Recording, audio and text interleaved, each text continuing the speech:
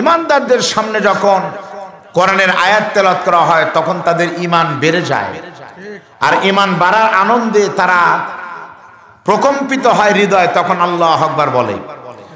যতদিন পর্যন্ত মুসলমানের আল্লাহু আকবার তাকবীর ছিল বাঘের মতো, ততদিন পর্যন্ত মুসলমানের সামনে কোনো রাম আর বাম সারা পৃথিবীতে দাঁড়াতে পারে নাই। ঠিক না ভাই? ঠিক বলেন। এই মুসলমান তো সেই মুসলমান যারা স্পেনের মতো রাজ্য শাসন করেছিল প্রায় 1500 বছর। আমরা তো সেই মুসলমান, এই ভারত উপমহাদেশ কয়েকশো বছর শাসন করলাম, আমাদের সামনে কেউ জোরে কথা বলতে পারেনি। আর আজকে সেই ভারতবর্ষে মুসলমানদের সামনে কত কিছুই না ঘটতেছে। আল্লাহু আকবার জোরে বললে ঈমান আর নেকি বাড়িয়ে দেয় কে বলেন? আপনাদের প্রমাণ দেওয়ার জন্য বলতেছি, মিডিয়ার ভাইরা জানে, আপনারাও জানেন।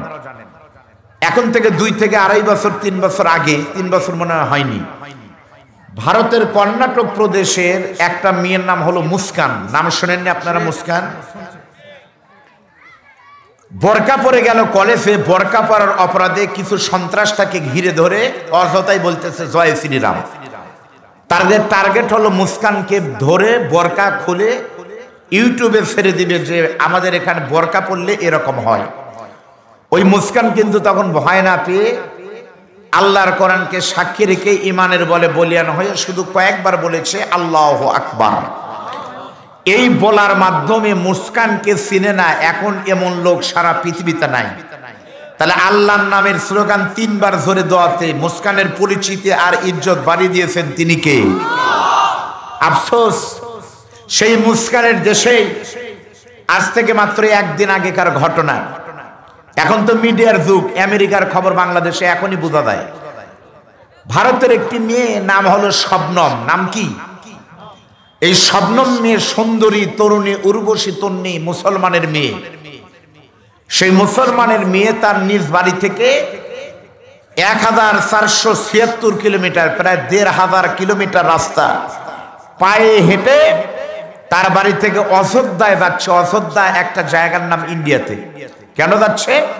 জানুয়ারি মাসের 21 তারিখে সেই অযোধ্যাতে বিশাল বড় একটা মন্দির, রাম মন্দির উদ্বোধন হবে। সেই উদ্বোধনের অনুষ্ঠানে উপস্থিত থাকার জন্য মুসলমানের মেয়ে 1500 কিলোমিটার পায়ে হেঁটে যাচ্ছে। জোরে বলেন নাউজুবিল্লাহ। তাকে জিজ্ঞাসা করা হলো, সে বলতেছে না আমি মুসলমান হয়েছি তাই কি হয়েছে, রাম তো সকলের। নাউজুবিল্লাহ বলেন। ইসলাম হলো ইন্নাদ দীনা ইনদাল্লাহিল ইসলাম। অবশ্যই ইসলামে একটা পূর্ণাঙ্গ জীবন ব্যবস্থা, সকলেই পৃথিবীতে থাকবে। কোন ধর্মের সাথে কি আমাদের মারামারি আছে? কানাইকান্দর মাহফিলে যদি হিন্দু ভাইরা আসে আপনারা কি নিষেধ করবেন? আমি আপনাদের দ্বিতীয় বক্তা অধিকার নিয়ে বলতেছি, প্রধান বক্তার জামাই। আপনাদের এখানে কোনো হিন্দু ভাই যদি থাকেন, দাদা আপনাকে অনুরোধ করবো আপনি স্টেজে চলে আসেন। আমি আমার এই মৌলানা ভাইকে তুলে দিয়ে স্টেজে আপনাকে বসায় প্রমাণ করব ইসলাম শান্তিতে বিশ্বাসী, সন্ত্রাসে বিশ্বাসী আমরা না। জোরে বলেন কথা ঠিক না বাকি? বৌদ্ধ খ্রিস্টান থাকবে। আল্লাহর নবী বলেছে সংখ্যাগরিষ্ঠদের দেশে অল্প ধর্মের লোকেরা থাকবে ওই রকম নিরাপদ, ডিমের ভিতরে কুসুম থাকে যেমন নিরাপদ। ইসলাম এটাই শিক্ষা দেয়। মারামারি হানাহানি ইসলাম সমর্থন করে না। কিন্তু তাই বলে কোন মুসলমান বলতে পারবে না রাম সকলের ধর্ম আমার, ইসলাম কিন্তু রামের মন্দির আমি যাব, রামের পূজা করব। এই কথা বলার সঙ্গে সঙ্গে কোন মুসলমানের ঈমান থাকতে পারে না। জোরে বলেন কথা ঠিক না ব্যাঠি? এই শেরপুরের সব ধর্মের লোকেরা আছে, আলহামদুলিল্লাহ থাকতেই পারে। মুসলমানের মসজিদে মুসলমান যাবে, হিন্দুদের পূজার মণ্ডপে হিন্দুরা যাবে। আজ পর্যন্ত জুমার নামাজে কোনোদিন কোন হিন্দু জুমার নামাজের জন্য মসজিদে ঢোকে না। অথচ শেরপুর শৈলালপাড়ার বিশাল বড় মণ্ডপ পূজা হয়। উত্তরবঙ্গের ভেতর বড় পূজাতে যদি হিন্দুরা যায় 70%, মুসলমানরা যায় কমপক্ষে 30 বা 40%। জোরে বলেন কথা ঠিক না ব্যাঠি? ধর্ম যার যার, উৎসব সবার, এই কথাই এখানে ঠিক হলো ইসলামের সাথে কোনো সম্পর্ক নাই। আল্লাহ আমাদের প্রত্যেককে সহি বুঝদান করুন। এই শবনম নামের মেয়েটি মিডিয়ার ভাইরা জানে, এই খবর মিডিয়ার মাধ্যমে সারা দুনিয়া দেখবে। সেই মেয়েটি আনন্দ করে বলতেছে রামের মন্দিরে যাচ্ছি। 1500 কিলোমিটার হেঁটে তাকে পুলিশ প্রোটেকশন দিয়ে নিয়ে যাচ্ছে অযোধ্যায়। আর যাই হোক, এখানে পৌঁছার আগে সে ঠিক থাকলেও তার ঈমান কোনোদিন থাকতে পারে না। জোরে বলেন কথা ঠিক না? আমরা মুস্কানের মতো ইমানে বলিয়া নয় একটু তাকবীর দিতে চাই। আপনাদের আপত্তি আছে ভাই? সকলে মিলে একটা তাকবীর দান তো, লিল্লাহে তাকবীর। এর চাইতে বেশি হয় না? এখানে কানাই কান্দরের লোক কারা আছেন তারা দেন তো, বাহিরের লোক যান দিয়েন না, কানাই কান্দররা দেন লিল্লাহে তাকবীর। এবার কানাই কান্দরের বাহিরে যারা আছেন তারা দেন লিল্লাহে তাকবীর। এবার দাঁড়ানো, বসা, ঘুমন্ত, জাগ্রত সকলে মিলে দুই হাত তোলেন, সবাই তোলেন। একটা তাকবীর দিবেন কানাই কান্দর, আর শোনা যায় যেন শেরুয়া বটতলা থেকে। পারবেন? লিল্লাহে তাকবীর। আলহামদুলিল্লাহ। হাত নামান। আল্লাহ রাব্বুল আলামিন বলেন, ও নবী আপনি বলেন, আমি আমার বান্দাদেরকে যত নিয়ামত দান করেছি সবচাইতে বড় নিয়ামত হলো আমি আল্লাহ রাব্বুল আলামিন আমার বান্দাদেরকে কোরআন দিয়েছি। সুতরাং কোরআন পাওয়ার কারণে যেন তারা আনন্দ প্রকাশ করে। বলেন সুবহানাল্লাহ। আল্লাহ যদি আমাদের হিন্দু বানাতেন তাহলে বেদ পড়া লাগতো, ঋগ্বেদ, যজুর্বেদ, সামবেদ, অথর্ববেদ। খ্রিস্টান বানালে বাইবেল পড়া লাগতো, ওল্ড টেস্টামেন্ট, নিউ টেস্টামেন্ট, ত্রিপটক পড়া লাগতো, জেন্দাবেস্তা পড়া লাগতো। আর মুসলমান বানানোর জন্য এমন একটি কিতাব আমাদের দিয়েছে যে কোরআন পড়লে পারে প্রত্যেক অক্ষরে 10টা নেকি, মানলে পারে জান্নাত। জোরে বলেন সুবহানাল্লাহ। সেই কোরআন থেকে আমি কিছুক্ষণ কথা বলবো, আপনার একটু জবান খুলে হযরত ওমরের উত্তরসূরি হিসাবে। শেরপুর মানে কি? শের মানে কি? শেরপুরের ইতিহাস আমি জানি, বললে আধা ঘন্টা লাগবে। এ বাঘের নামে থানার নাম হলো শেরপুর। তার মানে কি? এই এলাকার সব বাঘের বাচ্চা। সেই বাঘের বাচ্চার মতো একটু আওয়াজ দিয়ে আমার সাথে পড়েন, আউযু বিল্লাহি মিনাশ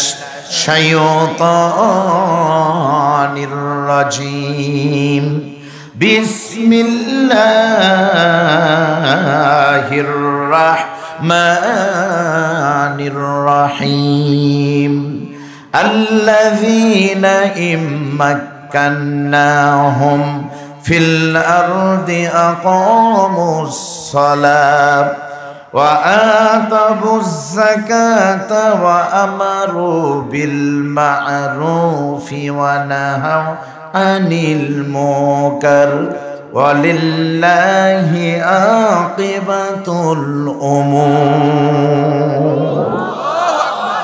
আল্লাহ তাআলা পবিত্র কোরআনে বলতেছেন আল্লাযিনা মানে হলো তারাই, ওই সকল ব্যক্তি কারা, ইম্মাক্কান্নাহুম ফিল আরদ, যারা এই রাষ্ট্রের দায়িত্ব গ্রহণ করে, পরিচালনা করে। আর এই রাষ্ট্র পরিচালনা করতে গিয়ে ইমানদাররা কাজ করে চারটি। 1 নম্বর আকামুস সালাত, নামাজ কায়েম করবে। 2 নম্বর ওয়া আতাবুজ যাকাত, যাকাত ভিত্তিক অর্থ ব্যবস্থা চালু করবে। আমারু বিল মারুফ, সৎ কাজে আদেশ দিবে। অনাহাও আনিল মুনকার, অন্যায় থেকে বাধা দিবে। আল্লাহ তাআলা বলতেছে জান্নাতি ইমানদার মানুষ ক্ষমতায় গেলে চেয়ারে বসতে পারে, এই 4টি কাজ করবে। এই 4টি কাজ যদি কোন নেতা করতে পারে, নবী বলেন কিয়ামতের দিন কোনো ছায়া থাকবে না আল্লাহর আরশ আজিম ছাড়া। সেই ছায়ার নিচে কেউ চান্স পাবে না, শুধু 7 শ্রেণীর মানুষ জায়গা পাবে। তার 1 নম্বরে হলো ইমামুন আদিলুন, ন্যায় শাসক যারা, তারা। জোরে বলেন সুবহানাল্লাহ। তাহলে যারা ভালো মানুষ তারা 4টি কাজ করবে। 1 নম্বর নামাজ বাধ্যতামূলক, যাকাত দেওয়াই লাগবে, ভালো কাজ করাই লাগবে, মন্দ করা যাবে না। আচ্ছা বলেন তো 4টা কাজ যদি বাধ্যতামূলক হয়, কানাই কান্দরের সবাই যদি নামাজ পড়ে তাহলে কি কোনো সমস্যা, ভালো হবে না খারাপ হবে? সবাই যাকাত যদি বাধ্যতামূলক দেয় তাহলে কি গরিব থাকবে? সৎ কাজে যদি আদেশ করে তাহলে কি অন্যায় থাকবে? আর অন্যায় যদি বাধা দেয় তাহলে চুরি ডাকাতি থাকবে? ওই গ্রামটা তখন কানাই কান্দর থাকবে না, তখন হবে ছোট একটা মদিনা। ধরে বলেন ঠিক না বেটি? কোন ইউনিয়নে যদি এই আইন চালু হয় 4টা, এই শাহবন্দিগি ইউনিয়ন হবে সোনার মদিনার মতো। শেরপুর যদি হয় তাহলে শেরপুর হবে মদিনার মতো। এই 4টি কাজ যদি নেতা করতে পারে, সে আওয়ামী লীগের নেতা হোক, বিএনপি হোক, যে দলের নেতাই হোক, 4টি কাজ যদি বাধ্যতামূলক করে, আল্লাহর কোরআন নবীর হাদিস বলতেছে ওই নেতা জান্নাতে যাবে। জোরে বলেন সুবহানাল্লাহ। তাহলে কাজ কয়টি? 1 নম্বর নামাজ, 2 নম্বর যাকাত, সৎ কাজে আদেশ, অন্যায় থেকে বাধা। সুবহানাল্লাহ বলেন। এই 4টা কাজ হলে পারে দেশের অবস্থা ভালো হয় না খারাপ হয়? আপনারা বলতেছেন ভালো হয়, আপনারা কি দেখছেন ভালো হয়? আর আপনাদের দোয়ায় আমি দেখে এসেছি 2 বার মক্কা মদিনায়। এই পরের বার গিয়েছিলাম আমার শ্বশুরের সাথে মদিনায়। মসজিদে নববীর চতুর্দিকে ছোটখাটো মেলা মসজিদ আছে। মসজিদে গামামা নাই, মসজিদে বেলাল, মসজিদে আবু বকর, মসজিদে ওমর, মসজিদে ওসমান, মসজিদে আলী, ছোট ছোট মসজিদ। মসজিদে বেলালের দোতলায় নিচতলায় ব্যাপক মার্কেট, সোনা পাওয়া যায়, এত সোনা। ওই দোকানের 1 সোনা দিয়ে বগুড়া জেলার সব সোনা এক জায়গা করলো তাও মুন 5 সোনা কম হবে। তাহলে কত বড় সোনা। ওখানে গিয়ে আমরা দেখেছি যখন নামাজের ওয়াক্ত হয় তখন শাটারও লাগায় না, খালি কাপড় ফালাই দিয়ে বা শাটার একটা টান দিয়ে তালা না লাগাই চলে যায়। কেন চুরি হয় না? 2 কারণে চুরি হয় না। সবাই ইমানদার, চুরি করবে কে? আর 2 নম্বর, যদি কেউ করে তাহলে তার সবই থাকবে কিন্তু হাত কাটা যাবে। এই জন্য কোরআনের আইন আছে, এই জন্য কোরআনের বিধান আছে, সোনাও চুরি হয় না। আর বাংলাদেশে কোরআন নাই, যেসব দেশে কোরআন নাই সেগুলো সোনা তো দূরের কথা, কখন মানুষই চুরি হয়ে যায়। জোরে বলেন কথা ঠিক না ব্যাঠি? এর আজকের এখানে কিন্তু দেখেন কি সুন্দর গালিচা বিছানো, তাই না? এত সুন্দর গালিচায় কিন্তু কেউ জুতা আনেনি। কিন্তু আমারও মন চাচ্ছিল এখানে ওঠার পরে জুতা নিচে নিয়ে আসি, কিন্তু আমার এই 10 বছর অজের জীবনে কমপক্ষে 10 জোড়া জুতা আমি হারাছি। 1030 টাকার জুতো আমি ওয়াজ করবে যাই হেরাছি।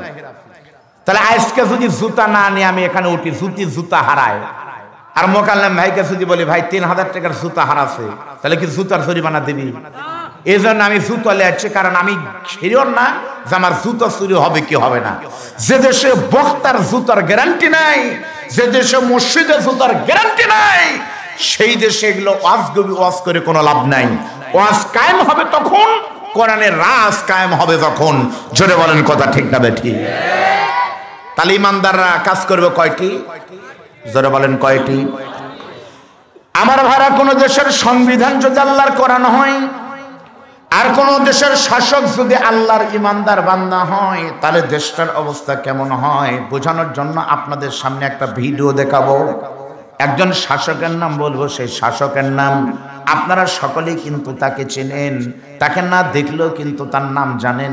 উনি হলেন আল্লাহর নবীর 4 জন জান্নাতি খলিফার ভিতরে সিরিয়াল নম্বর 2, নাম হলো খলিফাতুল মুসলিমিন, আমিরাল মুমিনিন, নাম হলো হযরতে ওমর। আপনাকে হযরত ওমরের নাম শুনেননি? হযরত ওমর আল্লাহর নবীর পরে মদিনার খেলাফতে দাঁড়ালেন।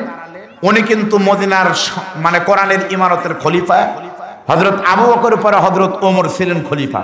এদিক তাকান, মাত্র 10 বছরের ভিতরে হযরত ওমর এই কোরআনের আইন দিয়ে রাষ্ট্র চালানোর কারণে শুধু মক্কা মদিনার খলিফা ছিলেন না, হযরত ওমর 10 বছরের ভিতরে অর্ধ পৃথিবীর খলিফা হয়ে গিয়েছিলেন। জোরে বলেন সুবহানাল্লাহ। তাহলে যারা বলে মোল্লার দৌড় মসজিদ পর্যন্ত, তাদের কথা কি ঠিক? মোল্লার দৌড় মসজিদ পর্যন্ত না, মোল্লার দৌড় অর্ধ পৃথিবীর শাসনকর্তা পর্যন্ত। তার প্রমাণ হলো হযরত ওমর। জোরে বলেন কথা ঠিক না বেঠিক? আমার ভাইরা, আমরা মনে করি মোল্লা মানে হলো খালি হুজুর। মোল্লা মানে কি? মোল্লা মানে হলো খালি হুজুর। হুজুররা ইমামতি করবে, মুয়াজ্জিনি করবে, বক্তা হবে। কোন হুজুর যদি মেম্বারের দাঁড়ায় তাহলে সমালোচনা হয়। এই জন্যই তো হুজুরদের দেখতে পারি না, আর কে মেম্বারের দাঁড়ান লাগবে। তার মানে আমরা মনে করি হুজুরা মানে ইমামতি, মুয়াজ্জিনি আর বক্তা। কিন্তু না, যেই মানুষটি, যে মানুষ, আচ্ছা বলেন তো নেতারা কি নামাজ পড়বে না? আমাদের সম্মানিত প্রধান অতিথি মজনু সাহেব, আমি তাকে ব্যক্তিগতভাবে চিনি, অত্যন্ত ভদ্র সুশীল একজন মানুষ আমি জানি। তার সাথে আমি জুমার নামাজ পড়েছি একাধিকবার বগুড়া ভাই পাগলা মসজিদে। আলেমদের একটা অনুষ্ঠানে তাকে আমি দাওয়াত করেছিলাম। অত্যন্ত ভালো ইসলামের কথা বলে, আলহামদুলিল্লাহ বলেন। আপনাদের আমি বলতেছি, যাদের মাথায় কোরআনের জ্ঞান আছে তারা সকল জায়গায় নেতৃত্ব দিতে পারে, ঠিক না ঠিক বলেন? আজকে আফসোস করে বলতেছি আমার মিডিয়ার ভাইদের মাধ্যমে, ও মুসলমান, যখন আমরা শেরপুর শাহী মসজিদে নামাজ পড়লাম, কানাইকান্দর পশ্চিমপাড়া মসজিদে নামাজ পড়লাম, গত 15টা জুমায় পৃথিবীর মুসলমানদের প্রথম কেবলা মসজিদে আকসায় ইহুদিরা আমাদেরকে নামাজ পড়তে দেয়নি, তালা দিয়ে আটকে রেখেছে। এর চাইতে বড় কষ্ট আমাদের আর কিছু হতে পারে না। জোরে বলেন কথা ঠিক না বেঠিক? শুধু তাই নয়, আপনাদের এগুলো জানা দরকার, মিডিয়ার মাধ্যমে আসে না। পৃথিবীর মিডিয়াগুলো যেমন আমাদের বাংলাদেশের এই ইউটিউব মিডিয়া না, টিভি চ্যানেলগুলো আলেমদের নিয়ে ব্যস্ত না, ইসলাম নিয়ে ব্যস্ত না, খালি ব্যস্ত হলো পরিমণিক নিয়ে। পরিমণির বাচ্চা হলো, পরিমণির বাচ্চা দুধ খায়নি, আজকে ফিডার খাইছে। সিল মারবো কোনখানে, মাহিয়াপার মাঝখানে, হিরো আলম কি করলো, এগুলো নিয়ে মিডিয়া ব্যস্ত। আজকে মিডিয়ার মাধ্যমে আপনাদের জানা দরকার, আমার হাতে দেখেন, আপনাদের এই যে এখানে ছবি আছে, ইসরায়েলি বিমান হামলায় আল আকসা মসজিদের ইমাম সাহেব খতিবের মৃত্যু। চিন্তা করেন, পৃথিবীর মুসলমানদের প্রথম কিবলা সুবহানাল্লাযী আসরা বিআবদিহি লাইলাম মিনাল মাসজিদিল হারামি ইলাল মাসজিদিল আকসা, যেই মসজিদ বাইতুল্লাহর পরে, মদিনার নববীর পরে যেখানের মসজিদের দাম বেশি, সেই মসজিদের খতিবকে তারা বিমান হামলা করে মাত্র 3 দিন আগে 69 বছরের সেই মুরব্বী, নাম হলো শায়েখ ইউসুফ সালামা, যিনি ফিলিস্তিনের সাবেক ধর্মমন্ত্রী ছিলেন, মন্ত্রী এবং মসজিদের খতিব, তাকে শাহাদত বরণ করিয়েছে। তাদের টার্গেট হলো খতিবকে মেরেছে, ইমামকে মারবে, মুয়াজ্জিনকে মারবে, এরপরে পৃথিবীর মুসলমানদের প্রথম কিবলা আল আকসা মসজিদ ভেঙে দিবে। এটাই ইহুদিদের টার্গেট না, এটা তাদের ধর্মে লেখা আছে যে পৃথিবীর মুসলমানদের প্রথম কিবলা আল আকসা মসজিদ ভেঙে দিয়ে থার্ড টেম্পল, তৃতীয় মন্দির প্রতিষ্ঠা করার চেষ্টা করতেছে। যে কোনো দিন খবর আসবে আমাদের প্রথম কিবলা আল আকসা মসজিদ, যেখানে অসংখ্য নবীদের কবর আছে, সব ভেঙে দিয়ে ওরা মন্দির নির্মাণ করবে। এই খবর যদি আমাদের কাছে আসে, আমরা এটাকে সহ্য করব না। জোরে বলেন কথা ঠিক না ব্যাটি? আমি জানি আমরা ফিলিস্তিনে যেতে পারবো না, ইসরায়েলে যেতে পারবো না, কিন্তু আপনাদের দুটা দায়িত্ব দিব। আজকের এই কাবা শরীফের বাইতুল্লাহর প্রথম ইমাম, মানে ইমাম মারা যাওয়ার মাধ্যমে আজকে আপনাদের তার রক্তকে সামনে নিয়ে আমি আপনাদের কাছে শপথ করাতে চাই। একটা হলো ইসরায়েলের পণ্যকে বয়কট করবেন তো ইনশাআল্লাহ। পেপসি এগুলো কিনবেন না। শুধু তাই না, ইসরায়েলে হামলায় হামাসের ডেপুটি প্রধান সালে আল আরুরি শহীদ হয়ে গেছে ইসরায়েলে হামলায়। এখন যে অবস্থা হচ্ছে, আল্লাহ জানে আমাদের ভাগ্যে কি আছে। আর 2 নম্বর হলো বাংলাদেশের সাথে ইসরায়েলের কোনো সম্পর্ক হোক, এটা আমরা চাই না। জোরে বলেন কথা ঠিক না ব্যাটি? আল্লাহ আমাদেরকে হেফাজত করুন, বলেন আমিন। আমির আল মোমেন হযরত ওমর কিন্তু অর্ধ পৃথিবীর খলিফা। একদিন হযরত ওমর মনে মনে চিন্তা করতেছে, দেখি তো আমাদের এখন আশেপাশে ইসলামের বিরোধিতা করার মতো কোন রাষ্ট্র বাকি আছে কিনা। তখন হযরত ওমর খেয়াল করে দেখতেছে অর্ধ পৃথিবীর মুসলমানদের সামনে কেউ কথা বলার নাই, তবে এখনো 2টা রাষ্ট্র কথা বলে। এই 2টা রাষ্ট্রের ভিতরে একটা দেশের নাম হলো রোম দেশ, আরেকটা দেশের নাম হলো পারস্য। রোমের নামকে আপনারা শোনেননি, পারস্যের নামকে শোনেননি। রোমের প্রেসিডেন্টের নাম কিন্তু ছিল কায়সার, আর পারস্যের প্রেসিডেন্ট কিন্তু ছিল অগ্নিপূজক।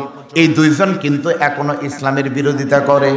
হযরত ওমর তখন রোমের প্রেসিডেন্ট কায়সারের কাছে নিজের হাতে একটা আরবিতে চিঠি লিখলেন। চিঠির ভাষা ছিল, কায়সার ভাই, আপনি খ্রিস্টান, আমি মুসলমান, আপনার সঙ্গে আমার কোনো মারামারি নাই, আপনার সঙ্গে আমার কোনো ধরাধরি নাই, বাদাবাদি নাই, আপনি ক্ষমতায় আছেন ওই দেশে, আমার কোনো আপত্তি। ভাই খবর কি ভাই?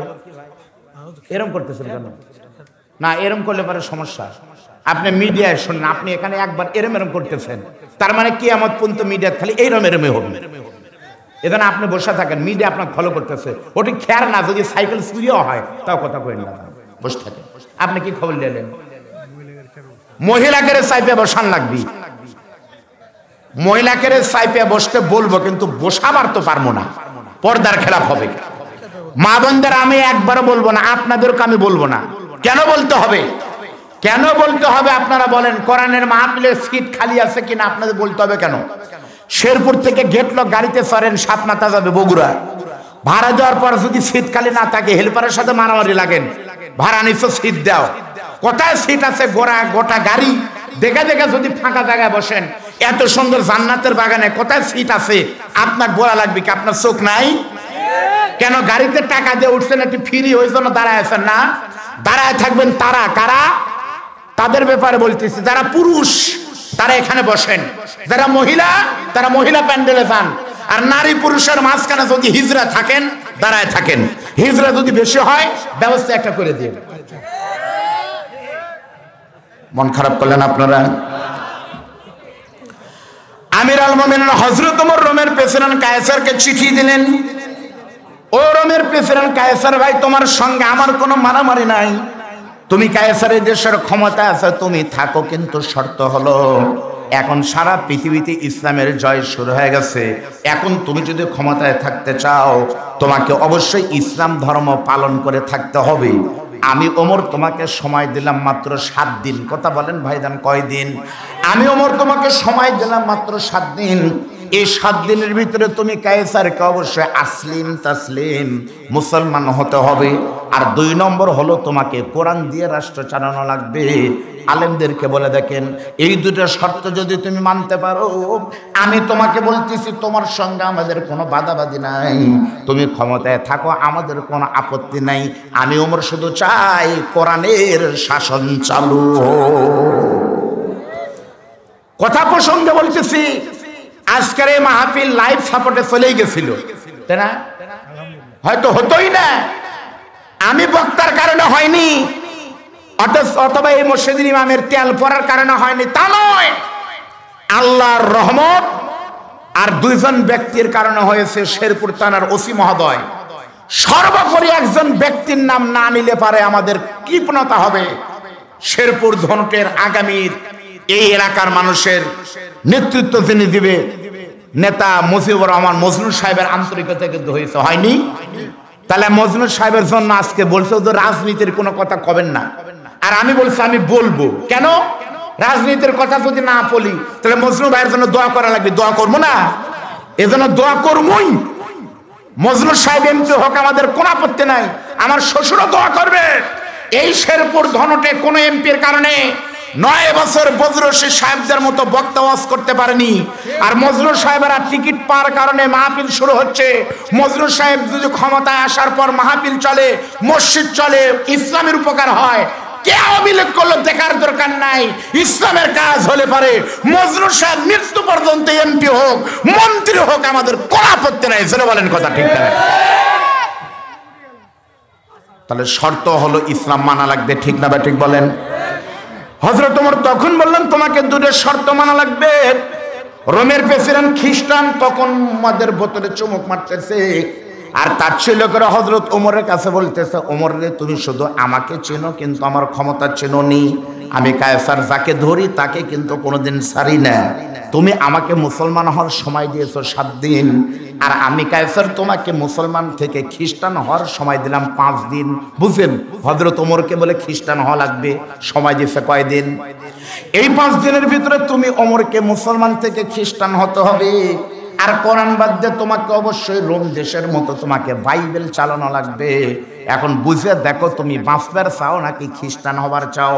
এই চিঠি যখন হযরত ওমরের কাছে চলে গিয়েছে, মসজিদ নববীতে হযরত ওমর নামাজ পড়ানোর পর সাহাবীদের বলতেছে, আল্লাহর বান্দারা, আপনারা ইন্তাজার কলিলা, সকলে নামাজের পরে একটু বসবেন, আপনারা বলেন তো এখন কি করবেন?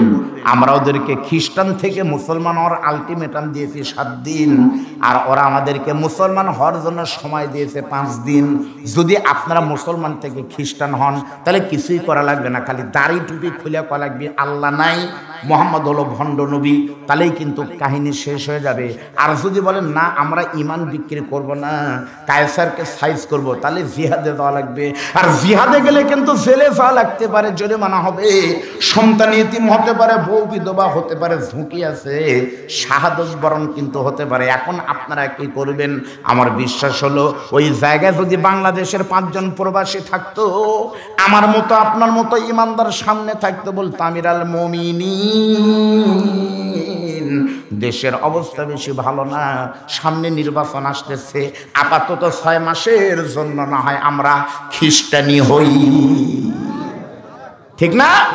আমাদের বিভিন্ন জায়গায় গেলে আমাদের প্রাইভেট পরে, হুজুর রাজনীতির কোনো অর্জন করেন না, উপরের চাপ আছে, আমাদেরকে বলে। রাজনীতির ওয়াজ আমরা কেন করব? রাজনীতির ওয়াজ আমরা করব না, তবে কোরআনের কথা, কোরআনের নীতির কথা আমরা বলবোই। জোরে বলেন, কথা ঠিক না? আমি আবারও বলতেছি, আল্লাহর কসম, কোন দলের বিরুদ্ধে বক্তব্য দেওয়ার জন্য আমরা এখানে আসিনি, এসেছি আল্লাহর পক্ষ থেকে বার্তা পৌঁছানোর জন্য। আর এই বার্তা পৌঁছাতে গিয়ে যদি আপনি কেন, নেতা কেন, সভাপতি সেক্রেটারি কেন, যদি এই বুক ঝাঁঝরা হয়ে যাবে, কোরআনের হক কথা বলতেই হবে। জোরে বলেন, কথা ঠিক না? বেঠিক? সমস্ত মুসলমান তখন বলে, আমিরাল মুমিনিন আপনি বলেন কি? এই করোনার জন্য নবী আমার শিবে আবু তালিবে 3 বছর জেল খেটেছে, তায়েফের ময়দানে রক্ত দিয়েছে, ওহুদে নবীর দাঁত ভেঙেছে, নবীর রক্ত দিয়ে লেখা কোরআন আমরা কোনোদিন ঈমান বিক্রি করব না, আমরা ওদেরকে মুসলমান বানাবো ইনশাল্লাহ।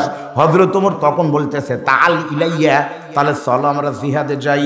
হযরত ওমরের নেতৃত্বে মুসলমানরা যখন জিহাদে ঝাঁপিয়ে পড়েছে, আল্লাহর ওয়াদা হলো ওয়ালা তাহিনু ওয়ালা তাহজানু, কোনো ভয় নাই, কোনো টেনশন নাই, তুমি শুধু খেজুরের ডাল না দাঁড়ায় থাকো। আবাবিল পাখিকে যেভাবে আমি সাইজ করেছিলাম আবরাহার বাচ্চাকে, তুমি শুধু ঈমান নিয়ে যদি দাঁড়ায় থাকতে পারো, আমি আল্লাহ তোমাকে নেতৃত্ব দিয়ে দিব। মুসলমানদের বিজয় হয়ে গেল। রোমের মতো একটা রাষ্ট্র অল্প সময়ের ভিতরে মুসলমানদের দখল হয়ে গেল। জোরে বলেন সুবহানাল্লাহ। সংখ্যায় কিন্তু মুসলমানরা কম ছিল, আর ওরা ছিল রোম মানে কি সেই সময় সুপার পাওয়ার। বর্তমানে যেমন আমেরিকা, আমেরিকার বিরুদ্ধে যুদ্ধে কোনো মানুষ পাগলা নামবি। আফগানিস্তান নেমেছে, মোল্লাদের কারণে আজকে আফগানিস্তান সারা পৃথিবীর ভিতরে উন্নয়নের রোল মডেল হয়েছে। সুবহানাল্লাহ বলেন। ইসরায়েল মানে কি জানেন? ইসরায়েল শুধু ওখানে না, বাংলাদেশও ইসরায়েলের নেতৃত্ব আছে আপনার কাছে। আপনি ফেসবুকে ইসরায়েলের বিরুদ্ধে, ইহুদিদের বিরুদ্ধে কোনো পোস্ট দিবেন, আপনার মোবাইল তখন হ্যাক হয়ে যাবে, চালাবার পারবেন না। ইসরায়েল এত শক্তিশালী দেশ, ইহুদিদের দেখে সারা দুনিয়া ভয় করে।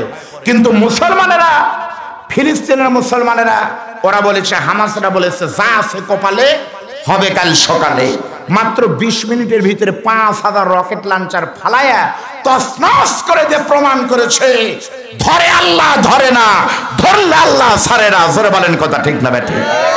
এই মেয়ে সংখ্যা দিয়ে কি হয়? সংখ্যা বেশি হলে কি হবে? আপনারা 2000 লোক বা 10,000 লোক যদি আজকে থাকেন, আপনারা শ্রোতা বেশি আর আমরা বক্তা খালি 3 জন, মারামারি যদি লাগেন কে পারবি? আপনারাই তো পারবেন, তাই না? মারামারি মানে এই মারামারি না, বেশি মাস্তানি করলে পারবেন। শ্বশুর জামাই যদি চলে যায়, মারামারি বসে থেকে কান্দা লাগবে। তাহলে বলেন তো শক্তি বেশি কার? মাজলুমের শক্তি বেশি। বলেন তো আপনাদের মুখে দাঁত কয়টা? এই মুরব্বীর মুখে 32টা আছে। তাহলে সত্যি কথা বলেন, যার মুখে যে করে সেই কটা বলেন, দাঁত কয়টা?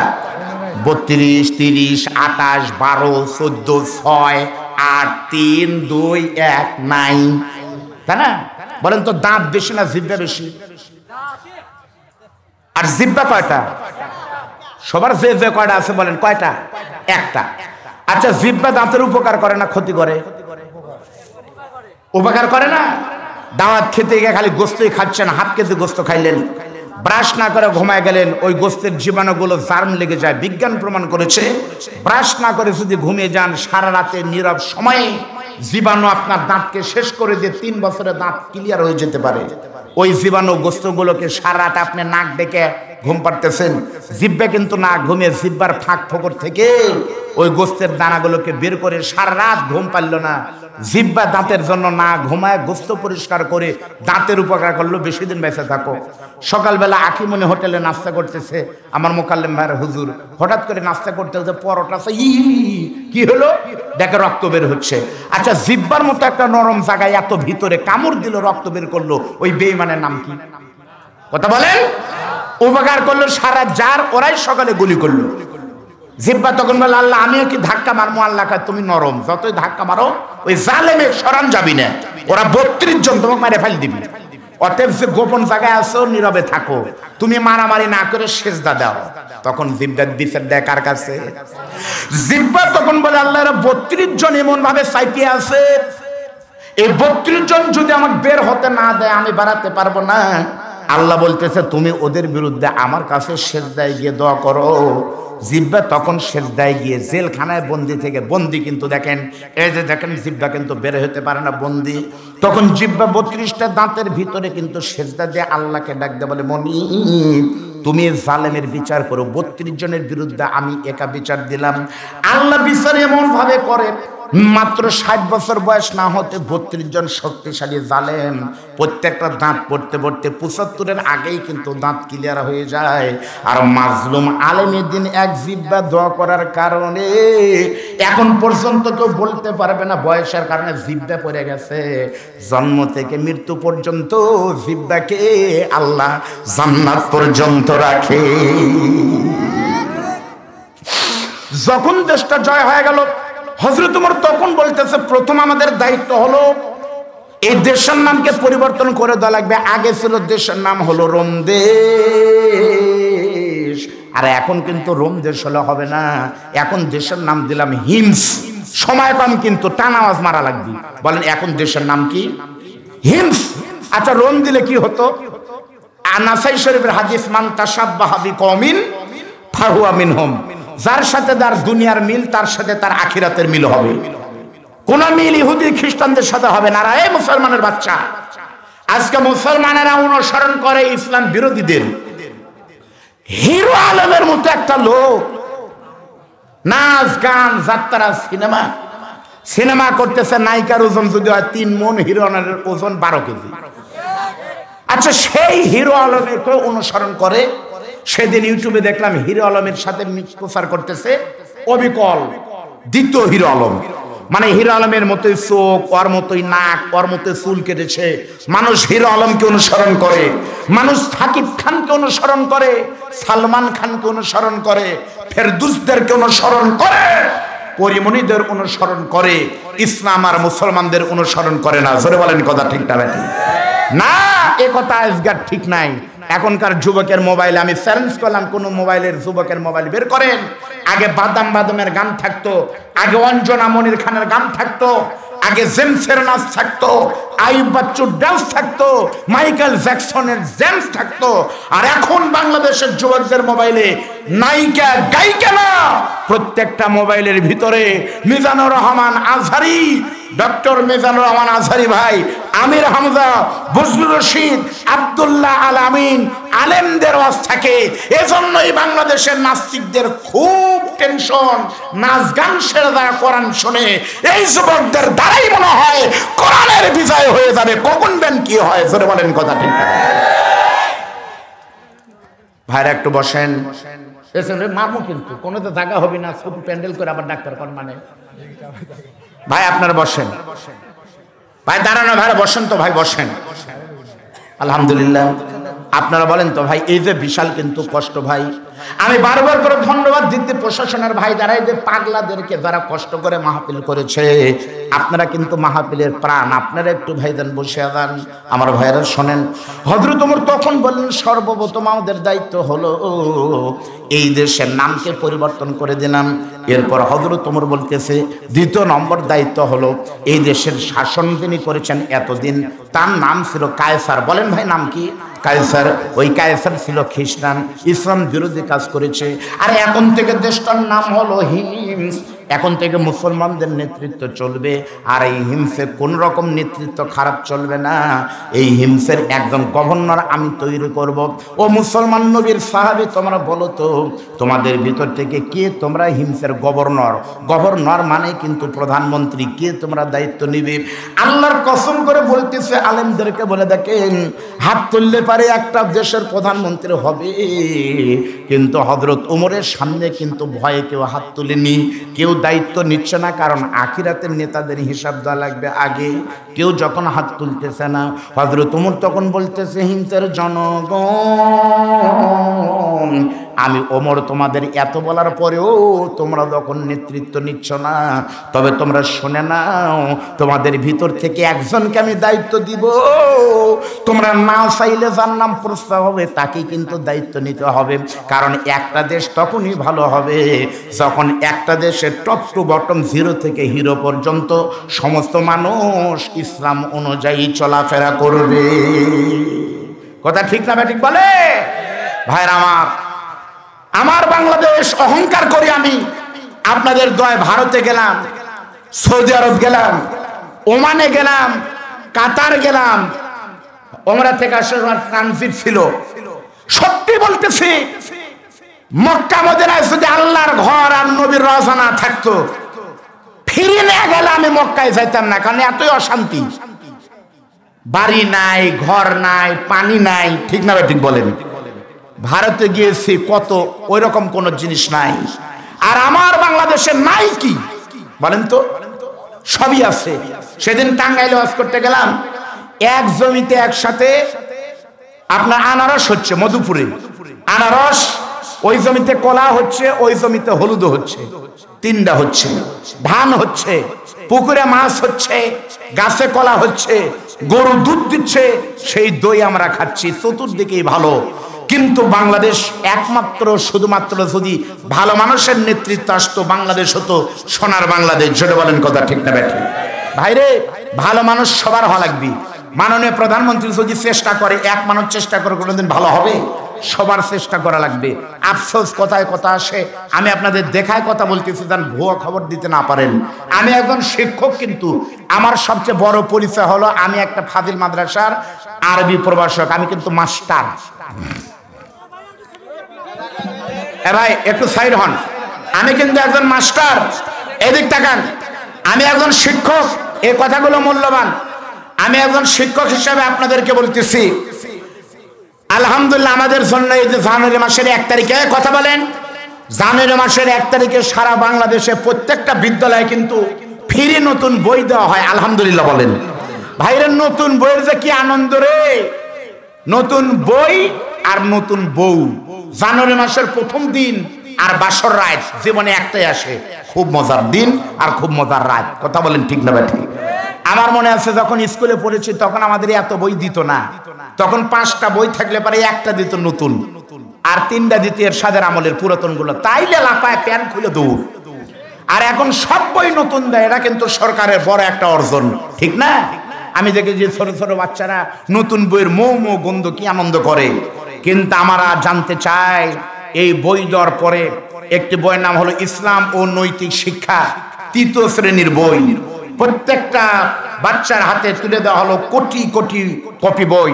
এই বই নেওয়ার পরে বাড়িতে গিয়ে দেখা গেল এই নতুন বইয়ের ইনার কপিতে, তার মানে ইনার কপি হলো এটা মূল পৃষ্ঠা, তার পরের পৃষ্ঠায় বড় করে মুসলমানদের বইতে, ইসলাম শিক্ষা বইতে মানে কি বলে আপনার দুর্গার ছবি বড় বড় করে ছবি দেওয়া আছে। আমাদের আজকে জানতে হয়, সরকারকে ধন্যবাদ জানাই, সরকার জানার পরেই প্রত্যেকটা স্কুলের এই বইগুলো তুলে নিয়েছে, নিয়ে নতুন করে বই দিবে। আলহামদুলিল্লাহ, মাননীয় প্রধানমন্ত্রী, শিক্ষামন্ত্রীকে ধন্যবাদ জানাই। কিন্তু আমাদের জানতে ইচ্ছা করে, ভুল হতে পারে, বইয়ের ভিতরে একটা লেখা ভুল হতে পারে, একটা লাইন ভুল হতে পারে, কিন্তু যারা কোটি কোটি টাকা সরকারের কাছ থেকে নিয়ে বই ছাপালো, এই কমিটিতে যারা আছে, তারা বই যখন প্রকাশ করলেন, এই পৃষ্ঠা খুললেই তো এই পৃষ্ঠা দেখা যায়, এই পৃষ্ঠা বের করলেই তো এই পৃষ্ঠা দেখা যায়। এত কিছু জানার পরেও 18 কোটি মুসলমানের বাংলাদেশে ইসলাম শিক্ষা বইতে কিভাবে দুর্গার ছবি আসলো, এর জবাব তোমাদেরকে দিতে হবে। জোরে বলেন কথা ঠিক না ঠিক? ইতিমধ্যে সরকার বলেছে আমরা এটা তদন্ত করব। ভাইরা আমার সময় কম, আমি যদি আপনাদের বলতাম, কমপক্ষে শিক্ষার ডিপার্টমেন্টে সচিব থেকে নিয়ে এই পর্যন্ত মাদ্রাসা সহ, মাদ্রাসা অধিদপ্তর সহ না হলো 50 জন হিন্দু অন্য ধর্মের বড় বড় কর্তা ব্যক্তিরা চেয়ার দখল করে থাকলে এই ভুল হবেই। সরকারের কোটি কোটি টাকা গচ্চা গেল, এরা তো তোমাকে দিতে হবে, আর কেন এর অবমাননা হলো তার বিচারও হতে হবে। এজন্য যদি ভালো মানুষ যদি আসে, তাহলে এগুলো তদন্ত করে দেখবে এরা আসলে কি ষড়যন্ত্র নাকি ভুল হয়েছে, এটার আমরা বিচার চাই এবং এটার অনুসন্ধান চাই। যেটা বলেন কথা ঠিক না ঠিক? আল্লাহ নবীর সাথে হযরত ওমর বলতেছে তোমাদের ভিতর থেকে দায়িত্ব নেওয়া লাগবে।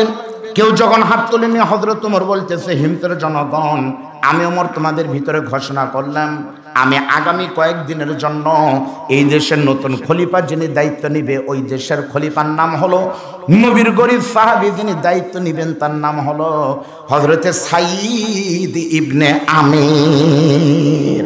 দাঁড়াও, হাজার হাজার মানুষের ভিতরে সাঈদ ইবনে আমির যখন দাঁড়িয়ে গেলেন, হযরত ওমর তখন বলতেছে, সাঈদ ইবনে আমির রে, তোমাকে কিন্তু হিমসের গভর্নর বানাই দিলাম, তুমি এই দেশের প্রধানমন্ত্রী।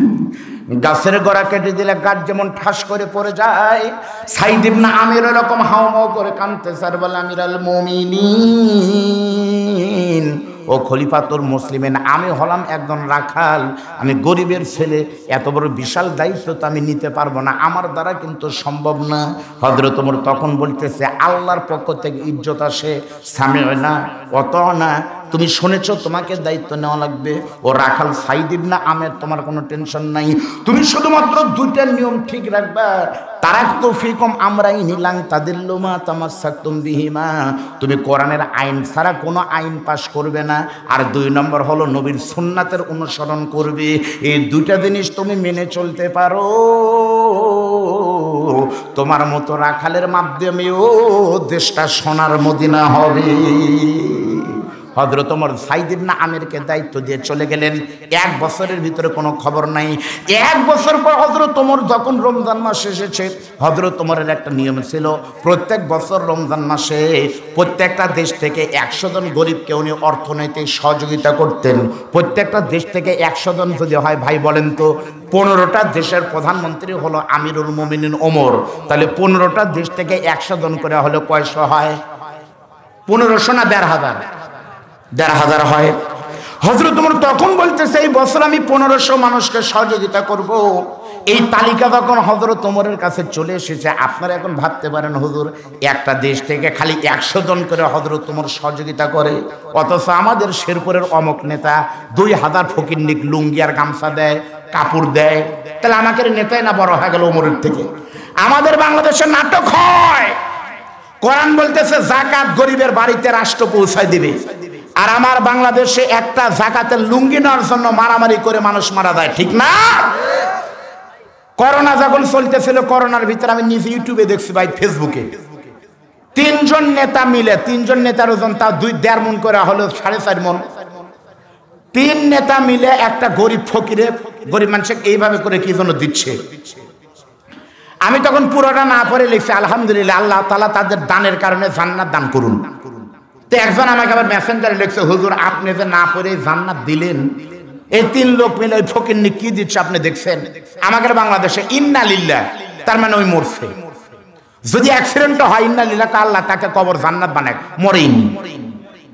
এটা আমার শ্বশুর, আমার দাদি শাশুড়ি মারা গেছে, অনেকে হুজুরের ছবিতে লিখছে ইন্না লিল্লাহ, হুজুরের মা মারা গেছে, অনেক ভুগলু না পড়েই আল্লাহ হুজুরের কবরকে জান্নাত বানায় দেয়। ওটা মা না, হুজুর পড়ার টাইম নেই। তা আমি যখন লিখছি যে আল্লাহ তাআলা এই 3 নেতাকে জান্নাত দেখে, একজন বলছে, হুজুর আপনাকে পড়ে দেখছেন কি দিচ্ছে? তা আমি বললাম যে ভাই পড়িনি, আমার মনে হলো 3 নেতা মিলে যে সাইডের নেতা দিচ্ছে, 3 জন মিলে দিচ্ছে, মনে হয় কোনো সোনালী ব্যাংকের চেক 2-1 লাখ টাকা হবে। পরে কয় দেখেন হুজুর খেয়াল করে ভালো করে, আমি খেয়াল করে দেখলাম টেকা না, চেক না, করোনার ভিতরে 3 নেতা মিলে এক গরিব ফকিরের, গরিব ফকিরনি, এই নিরীহ ভিখারিনীকে একটা মাস্ক দিচ্ছে, মাস্ক, এক মাস্কের 2 কান 3 জন টাইনে ধরে দিচ্ছে। আমি চিন্তা করছি, এত বড় নেতা, তাও তো 20,000 টাকা দিবি, কিন্তু মাস্কের দাম তখন 20 টাকা, এখন তো ফকিরও কিনে না 2 টাকা দিয়ে।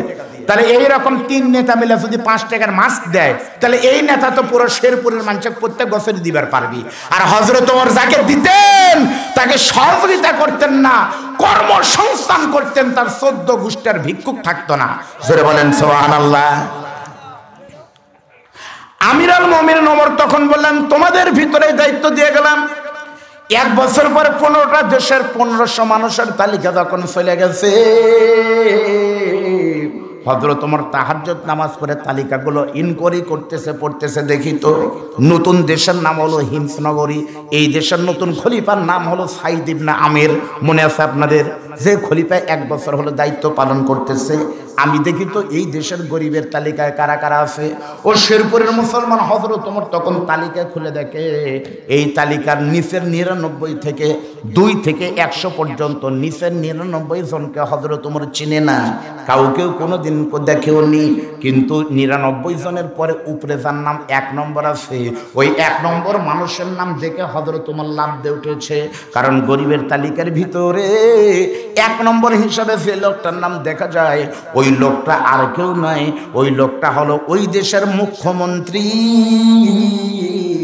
নতুন দেশের খলিফার নাম গরিবের তালিকায় দেখা যায়। 1 নম্বরে নাম আছে, নাম হলো সাইদ ইবনে আমির। সুবহানাল্লাহ কবে কবেন? আচ্ছা, কোন দেশের প্রধানমন্ত্রী 1 নম্বর গরিব হয়, এটা একটা পাগলামি কথা না? এটা হয় তাই? হযরত ওমর তখন বলতেছে তালিকা তৈরি করলো কে? দুইজন সেনা সদস্য দাঁড়িয়ে বলতেছে আমিরুল মুমিনিন আমরা তৈরি করেছি। হযরত ওমর বলতেছে আমি তৈরি করতে বলছি গরিবের তালিকা, আর তোমরা কোটিপতির তালিকা কেন করেছো? বলতেছে না তো হুজুর, গরিবের তালিকায় করেছি। বলতেছে প্রধানমন্ত্রীর নাম 1 নম্বর তালিকায় কি গরিব না কোটিপতি? তখন দুইজন বলতেছে হুজুর আপনি একটু তদন্ত করে দেখেন, আমরা ওই দেশে 15 দিন থেকে ছিলাম, সবচাইতে ভাঙ্গা কম দামি বাড়িতে থাকে উনি হলেন খলিফা, সবচেয়ে কম দামি বাজার করে খলিফা, সবচেয়ে কম দামি কাপড় পরে খলিফা, আমরা ধরে নিয়েছি এই দেশের গরিব হলো খলিফাই 1 নম্বর। হযরত ওমর তখন বুঝতে পেরেছে কোন দেশের সংবিধান যদি আল্লাহর কোরআন হয় আর কোন দেশের শাসকের ভিতরে থাকে যদি আল্লাহর ভয়, তখন ওই দেশটার দেশ থাকে না, ওই দেশটা তখন এমনিতেই জান্নাত হয়ে যায়। ওই দেশের খলিফা দই খাবে না যদি জনগণ না খাবার পারে। আমাদের দেশের নেতারা দই খায় না ডায়াবেটিসের ভয়ে। ধরে বলেন কথা ঠিক না ঠিক? হযরত ওমর তখন বলতেছে আমি ওমর নিজে একটু যাব আগামী জুমার দিন, আমি নিজে একটু যাই দেখতে চাই প্রধানমন্ত্রী কেমনে গরিব হয় ভাইজান। এই খবর যখন হয়ে গেছে অর্ধ পৃথিবীর খলিফা আসবে আমাদের গ্রামে। আপনারা বলেন তো ভাই, আপনাদের প্রধান অতিথি জনাব আলহাজ মুজিবুর রহমান মজনু সাহেব, আমার আঙ্কেল মুরব্বী, উনি যদি এই স্টেজে এখন আসে তাহলে কিন্তু ওনার সাথে কমপক্ষে 100 মানুষ কিন্তু আসবে, পুলিশ থাকবে, এটাই কিন্তু স্বাভাবিক। আর অর্ধ পৃথিবীর খলিফা যদি আসে তাহলে নিরাপত্তা কেমন হবে? সকলের ভিতরে আনন্দের বন্যা বয়ে যাচ্ছে। হযরত ওমর আসবে আগামী জুমার দিন, শেরপুর অমুক মসজিদে অমুক মাঠের ভিতরে বক্তব্য দিবে, চতুর্দিকে আনন্দের বন্যা বয়ে যাচ্ছে। কিন্তু দেখা গেল শুক্রবারে জুমার নামাজ তো অনেক পরের কথা, জুমার নামাজের আগে থেকে চতুর্দিকে লোক আসতে আসতে মাঠ কানায় কানায় পূর্ণ হয়ে গেছে, লক্ষ লক্ষ মানুষ হয়ে গেছে। আপনাদের কি বিশ্বাস একটা হুজুরের বক্তব্য শোনার জন্য লাখ লাখ লোক হয়? হয়। আজকের মাহফিল তার প্রমাণ। আমি যখন এসেছিলাম প্রথমবার, তখন আমাকে মোকাল্লাম ভাই করছে, ভাই আমাকে গ্রামে লোকই হয় না, এরা কানাই কান্দরের মাটির দোষ। এইবার প্রমাণ হয়েছে লোক হয় কি হয় না। লোক হয়নি, এইবার লোক হয়েছে, আরো হবে, কিছুক্ষণ পর খুলে দেওয়া লাগবে। আর আমার মোকাল্লাম ভাইয়ের দাবি আগামী বছর যেন আমির হামজা আসে, তাহলে প্যান্ডটা একটু ছোট করেন, পুরা পাতার। তাহলে আমির হামজার বক্তব্য শোনার জন্য, মাওলানা বজরুল রশিদের ওয়াজ শোনার জন্য যদি এই অবস্থা হয়, হযরত ওমরের বক্তব্য শোনার জন্য কি হবে? সব কথা বলা যায় না, কিছু কথা বিঙ্গিতে বলবো। বললে পরে আলেমরা মিষ্টি বুঝে আর খারাপ লোকেরা মদ বুঝে। আপনারা বুঝে নেবেন কার নাম বলতে চাচ্ছি, সরাসরি বলতে পারতেছে না। জনগণ শুনে নেন, এই বগুড়ার 12টা উপজেলায় যদি 100টা করে মাহফিল উপজেলায় হয়, কমপক্ষে 1500-2000 মাহফিল কিন্তু বগুড়া জেলায় হয়। কিন্তু বগুড়া জেলার কোনো মাহফিল নাই যে মাহফিলে এত লোক হতো। বগুড়ার সুলতানগঞ্জ হাই স্কুলে যখন মাহফিল হতো, শুধুমাত্র আল্লাহর ওলির বক্তব্য শোনার জন্য এমন খবর আছে, সুলতানগঞ্জ হাই স্কুল মাঠে কোরআনের তাফসীর শোনার জন্য বগুড়াতে গেছে সারা উত্তরবঙ্গের লোক হয়েছে। হয়নি ভাই, ভুলে গেছেন? আর হযরত ওমরের বক্তব্য শোনার জন্য কি হবে, হাজার হাজার মানুষ যখন চলে এসেছে, কিন্তু ওমর কিন্তু বক্তব্য দিচ্ছে না। সবাই চিন্তা করতেছে কোনটা ওমর। তখন তো আর ইউটিউবের যুগ না, ইউটিউবে সার্চ দিলেই দেখা যাবে ইউটিউব কোথায় পাবেন।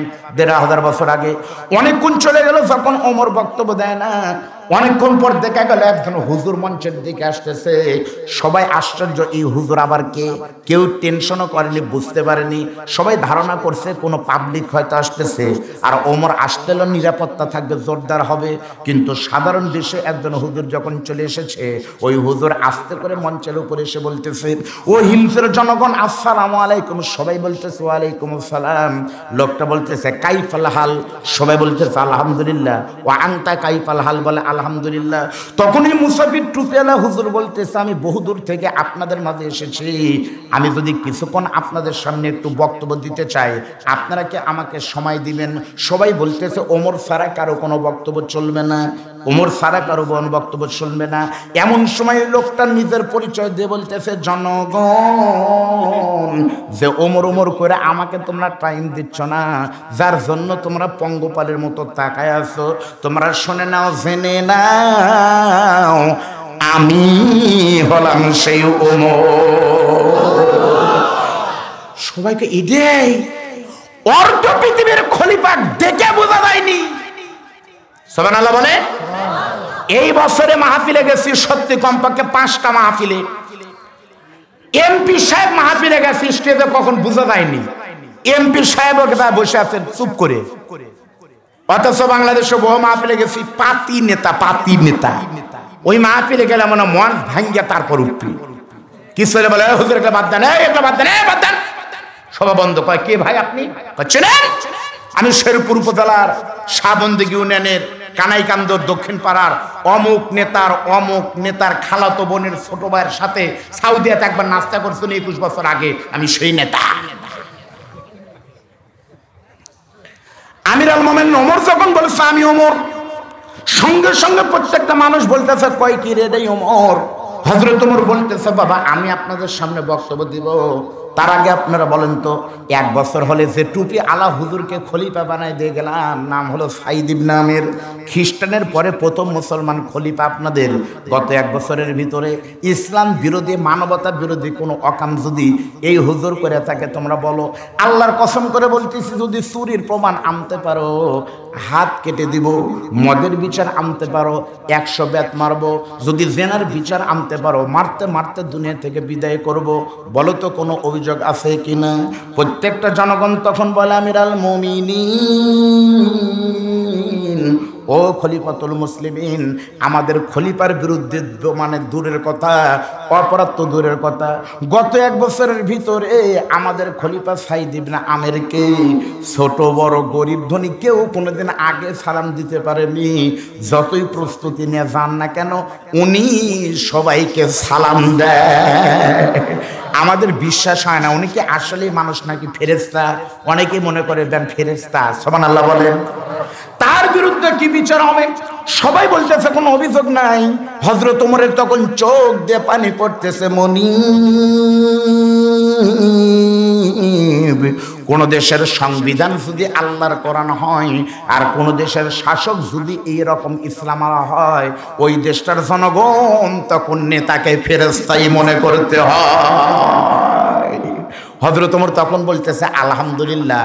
এমন সময় মাঝখান থেকে একটা জোয়ান যুবক মানুষ দাঁড়িয়ে বলতেছে আমির আল মোমিনিন, সবাই বলতেছে তার বিরুদ্ধে কোনো বিচার নাই, আমি জানি জনগণ না বুঝে হো হো করতেছে, তার বিরুদ্ধে ইসলাম বিরোধী মানবতা বিরোধী 3টা মামলা 4টা মামলা আছে। হযরত ওমর বলতেছে কি কি তুমি বলো তো। তখন বলতেছে প্রথম নম্বর বিচার হলো আমাদের দেশের খলিফা সাইদ ইবনে আমির প্রতিদিন অফিসে আসে কমপক্ষে 10 মিনিট লেট করে দেরি করে আসে। কয় দেখেন। 2 নম্বর অভিযোগ হলো আমাদের দেশের খলিফা সাইদ ইবনে আমির অফিসে আসে, এই দেশের জুমার নামাজের ইমামতে উনি করে কেন্দ্রীয় মসজিদে জাতীয় মসজিদে, কিন্তু সাইদ ইবনে আমির মাসে 3টা যদি 4টা জুমা হয় 3 জুমার নামাজের ইমামতি করে, শেষের জুমায় উনি ইমামতি তো দূরের কথা মসজিদে যায় না। অনেকের ধারণা আমার ধারণা উনি নামাজ না পড়ে সব মাসে একদিন ঘুম পারে। 2 নম্বর অভিযোগ। 3 নম্বর অভিযোগ হলো মাগরিবের নামাজ পড়ে ভালো, এশার নামাজ পড়ায় যখন বাড়িতে যায় এশার নামাজের পর থেকে কোনো মানুষ যদি ওনার দরজার সামনে মরে যায় তাও দরজা খুলে না। আমার সন্দেহ হয় কোনো অকাম করে, তাছাড়া দুয়ার খুলে না কে। 3 নম্বর অভিযোগ। আর 4 নম্বর অভিযোগ হলো উনি অফিসে এসে সই করতে কি যেন মনে হয় ওই কথা মনে হয় ধরপর করতে মিল্কি বেনামের রোগীর মতো চোখ মুখ লাল করে লাফ দিয়ে উঠে বেহুশ হয়ে মাটিতে পড়ে যায়। এই 4টা মনে হয় বেশি মদ খায়, এজন্য বেহুশ হয়ে যায়। অভিযোগ 4টি। হযরত ওমর তখন বলতেছে সাইদ ইবনে আমির তোমার বিরুদ্ধে অভিযোগ কি ভালো না মন্দ কথা ঠিক? তখন বলতেছে আমার বিরুদ্ধে 4টা অভিযোগ ঠিক আছে, কিন্তু 4টা কেন কি জন্য করি, কেন অফিসে দেরি করে আসি, কেন এশার নামাজের পরে দুয়ার খুলি না, কেন বেহুশ হয়ে যাই, আর কেন আমি মাসে একটা জুমার নামাজ পড়াই না, এই 4টার পিছনে কঠিন কঠিন জবাব আছে। আমি আপনাদের সামনে বলবো। আপনারা কি বিরক্ত হচ্ছেন ভাই? বিরক্ত হচ্ছেন? বিরক্ত না হইলে আমার তো হুঁশ আছে যে আমি প্রধান বক্তা না, আমি প্রধান বক্তা না। আমাদের ওই তাল আছে তো। আমি এখন মনে করতেছি আমার জন্য এত লোক, আমার জন্য এত মিডিয়া। আসলে তো তা না, আমার পরে আমার বাপজান আছে, আমি তার দিক খেয়াল রাখবো। 4টা বলতে আমার সর্বোচ্চ সময় লাগবে 2 মিনিট করে 8 মিনিট। আর যদি সাইজ করে বলি 5 মিনিটে 4টা কয় ফেল দেবো, আপনাকে চলে যাবেন, মন খারাপ করবেন? এই লোক কথা যাচ্ছে ভাই, কই যান?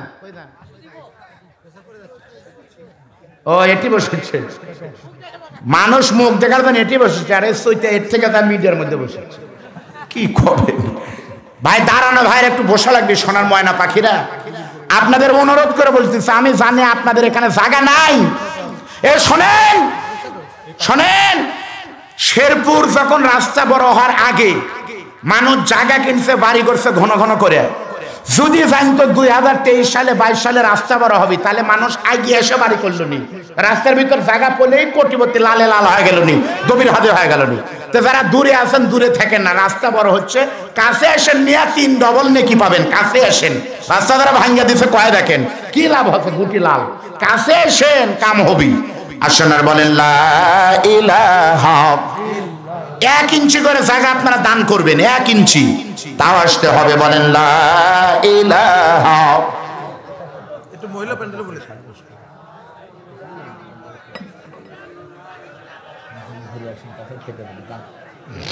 ইল্লাল্লাহ লা ইলাহা লা ইলাহা ইল্লাল্লাহু মুহাম্মাদুর রাসূলুল্লাহ। সকলেই একটু বলেন সাল্লাল্লাহু আলাইহি ওয়াসাল্লাম। আমার এই 4টা পয়েন্ট কিন্তু আমি বলবো অবশ্যই, আমি ওয়াদা করলাম অবশ্যই বলবো, না বলে যাওয়ার তো কোনো প্রশ্নই উঠে না।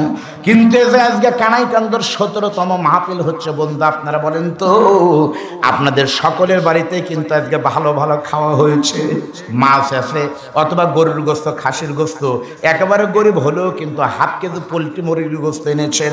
আপনার বাড়িতে গোস্ত আপনি খাইলেন, আপনার সমস্ত আত্মীয় স্বজন খাইছে, কিন্তু এই দুনিয়াতে যাদের মা চলে গেছে, আজকের খাবার কিন্তু মা খেতে পারেনি, আপনার বাবা কিন্তু খেতে পারেনি। এই মাহফিল যদি বন্ধ হয়েছে তো বক্তার কোনো লস ছিল না। একদিন মাহফিল না হলে বক্তার কোনো সমস্যা হয়তো হতো না, কমিটিরও কোনো ক্ষতি হতো না, মিডিয়ারও কোনো সমস্যা হতো না, আপনাদেরও কিছু হতো না। সমস্যা হতো কিন্তু 2 জায়গার, মসজিদের একটু ক্ষতি হতো, আর 2 নম্বর হলো আপনাদের মৃত মা বাবা 1 বছর জান্নাতের দোয়া থেকে বঞ্চিত হয়ে যেত। কোরআনের মাহফিল মাইকের আওয়াজ যত দূরে যায় তত দূরের কবরের গজবগুলো আল্লাহ মাফ করে দেয়। আমি একটু দেখতে চাই ভাই, 3 বছর আপনাদের এখানে এসেছি, মহব্বত করে একটু দেখান তো আপনাদের ভিতরে কার কার মা নাই? মা মা কার কার নাই? একটু হাত তোলেন তো, হাত নামান। এবার একটু দেখান তো আপনাদের ভিতরে কার কার বাবা নাই? বাবা নাই ভাইরে, সত্যি আপনাদের খুশি করার জন্য বলতেছেন, হাত নামান। বেশিরভাগ মাহফিলে বেশিরভাগ মানুষের বাবা মারা যায় আগে, দেখছি বাবার মৃত্যু বেশি। আমারও তো বাবা নাই, প্রধান বক্তা আমার বাপদানেরও বাবা নাই, আপনাদের অনেকেরও বাবা নাই। সত্যি বলতেছে, অনেক সন্তান আছে বাপকে বুড়া বলে, মাকে বুড়ি বলে, কিন্তু বন্ধু একটা কথা সন্ধ্যের তালে তালে বলি শুনে নেন, সূর্যের তাপ আর বাপের রাগ সহ্য করা শিখবেন, কারণ সূর্য ডুবে গেলে কিন্তু উঠবে না। আর বুড়া বাপের গায়ে এই কাপড় যদি একবার উঠে যায়, বাবা কিন্তু আর কোনোদিন ফেরত আসবে না। এই বাবা এমন একটা জিনিস, মা এমন একটা জিনিস। আপনারা বলেন তো ভাই, আকাশ বড় নাকি পাহাড় বড়? বলেন সত্যি, আপনারা বললেন আকাশ বড়, মিথ্যা কথা, আমি জানি পাহাড় বড়। আপনারা বুড়িমারি যদি যান, আপনারা যদি কক্স কি বলে, আপনারা পঞ্চগড় যদি 0 পয়েন্টে যান, তাহলে দূর থেকে দেখা যাবে ভারতের হিমালয় পাহাড় কিন্তু আকাশের থেকে বড় দেখা যায়। মক্কা থেকে মদিনা আমি প্রথমবার যখন যাই, গাড়ির ভিতর থেকে দেখেছি পাহাড়গুলো আকাশের চাইতে মনে হয় অনেক বড়, কিন্তু বিমানে উঠে দেখেছি বড় নয়। আকাশগুলো দাঁড়িয়ে আছে অনেক উপরে, আর পাহাড়গুলো দাঁড়িয়ে আছে কলার গাছের মতো। মনে রাখবেন, পাহাড় যত বড়ই হোক আকাশের নিচে, নদীতে মাছ যত বড়ই হোক মাছ কিন্তু পানির নিচে। আর তুমি সন্তান যত বড় হও বন্ধু, তোমার জান্নাত কিন্তু তোমার মায়ের পায়ের নিচে। ওই মা যাদের এখানে কবরের বাড়িতে গেছে, বিশ্বাস করেন ভাই, ও আল্লাহ তুমি তো জানো তোমার বান্দাদের স্বপ্নে দেখার তৌফিক দিও। অনেকের মা আছে হিসাব নিকাশ করে আপনার কারণে একদিন গরম পান্তা, আপনি বলছিলেন পান্তা খাবো না, মা তখন দুপুরবেলা তাড়াহুড়া করে ভাত রাঁধতে গিয়ে জোহরের নামাজ আপনার কারণে পড়েনি। ওই একটা নামাজের কারণে আপনার মার কবরে জাহান্নামের আগুন, শীতের দিনের বরফ, জাহান্নামের সাপ কামড়াচ্ছিস, আপনার দুঃখিনী মা হাউমাউ করে কাঁদতেছে, কিন্তু সাপ কামড় বন্ধ করতেছে না, আপনার কারণে মা বিপদে। আজকে আল্লাহ হুকুম দিয়েছে, যারে ফেরেশতারা মাকে নিয়ে যা, কানাই কান্দরে সন্তান মাহফিলে বসে আছে, যার কারণে মা বাবার আজকে কবর আযাব। যদি ওই সন্তান মায়ের জন্য দোয়া করতে পারে, আমি আল্লাহ তাআলা আজ থেকে কবরটা জান্নাত বানাই দিব। আপনারা যেন স্বপ্নে দেখতে পারেন 1 মাসের ভিতরে আপনার মা কবরে নাই, বাবা কবরে নাই, জান্নাতে শুয়ে আছে। আর ছোট মুখের একটা বড় কথা বলে যাই, আমি আপনাদের কাছে একটু ভিক্ষার হাত পাতবো, যারা দিবেন দুটা জিনিস পূরণ হবেই ইনশাআল্লাহ। মা বাবার কবর জান্নাতের স্বপ্নে দেখতে পারবেন, আর এই কয়েকজন মানুষ হাজি না হয়ে মারা যাবেন না। আপনার কাফনের কাপড় যেন শেরপুর থেকে আল্লাহ না করায়, মক্কা মদিনার ইহরামের কাপড় গায়ে দিয়ে যেন কবরে যেতে পারেন। আপনাদের ইচ্ছা হয় না জমজমের পানি দিয়ে যেন শেষ গোসল করতে পারেন? এই মসজিদ আমি দেখলাম এত